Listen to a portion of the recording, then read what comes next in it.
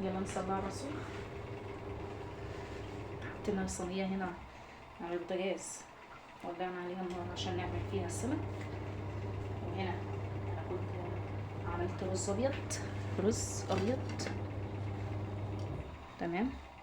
انا بحب السمك الصياديه او السمك اللي بالصلصه اعمل جنب رز ابيض عشان يبقى خفيف شويه. خلاص. هنا الصينيه سخنت. بسم الله. معلقه زيت، مش هكتر زيت. تمام.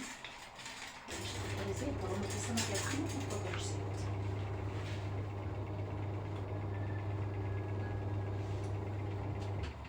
وهننزل عليها على طول بالبصل.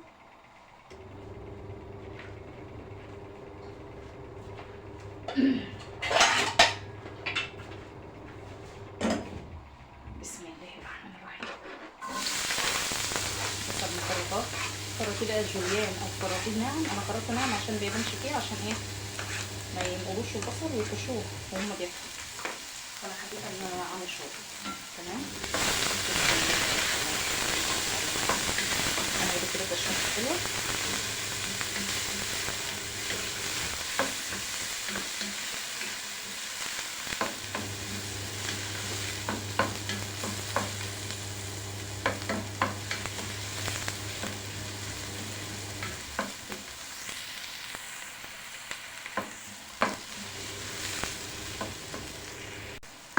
يا دوبك البصله دبلت، اصفرت بسيط، بقت لونها يعني من قرب للذهبي.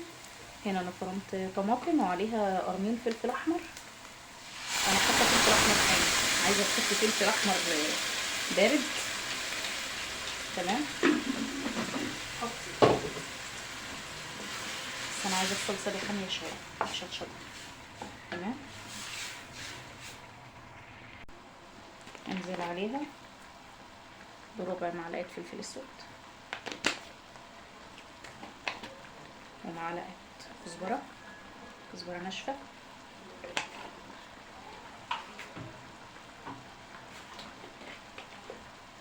ومعلقه كمون،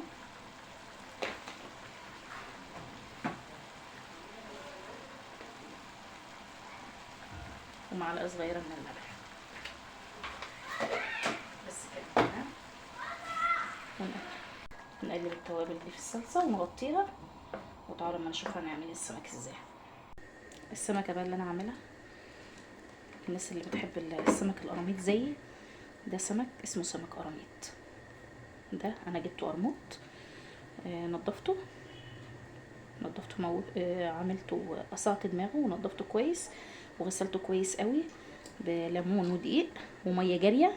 خلاص. ورجعت شطفته شطفه كويسه لحد ما قلبه يبقى كده يا جماعه، قلبه يبقى نضيف جدا. تمام.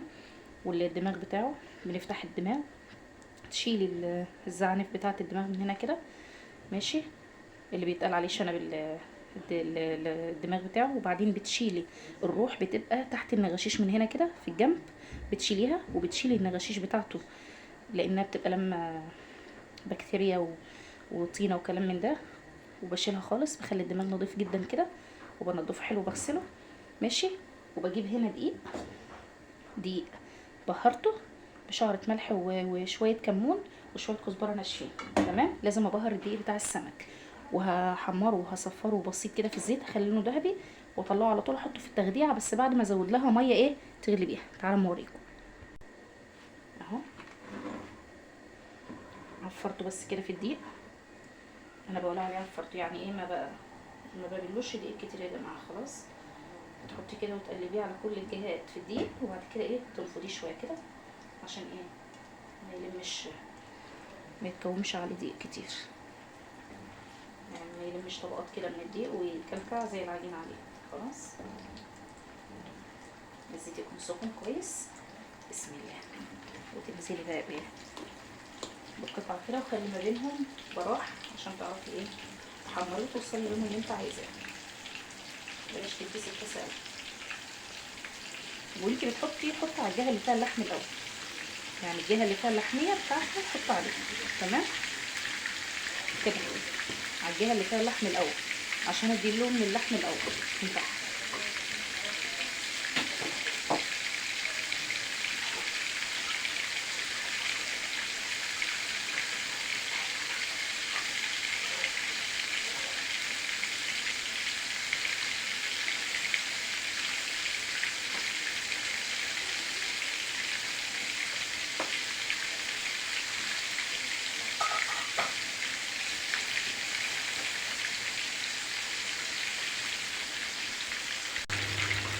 هنا معايا اتسبكت. تمام، اتسبكت اهي. شويه هنزل عليها بقى كوبايتين من الميه عشان تجيب. تمام. السمك ده ما بيحبش السوائل كتير، هيغلي، الميه بتاعتها هتغلي ونسقط فيها على طول السمك بعد ما يطلع. تعالوا هنا بقى الصلصه اتسبكت وزودنا عليها الميه، ننزل عليها الخضره، كزمه كزبره غسلاها كويس ومصفياها ومقطعاها، انزلها في الميه بتاعه الصلصه بتاعه السمك بعد ما اتسبكت تاخد الغلوه فيها. هنزلها عليها الاول تاخد غلوه معاها، تغلي غلوه كده كويس معاها. تمام، عشان انا عايزه طعم الكزبره يبقى جميل. هنزل مع الكزبره معلقه صغيره من الثوم المفروم. تمام كده، واقلب كل ده مع بعضه واخليه يغلي كده.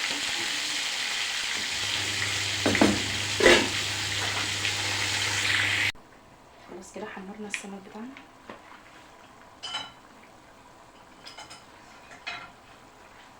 حمرنا السمك اهو، ما شاء الله ولا قوه الا بالله. اهوت يا جماعه، ده قرموط اللهم بارك.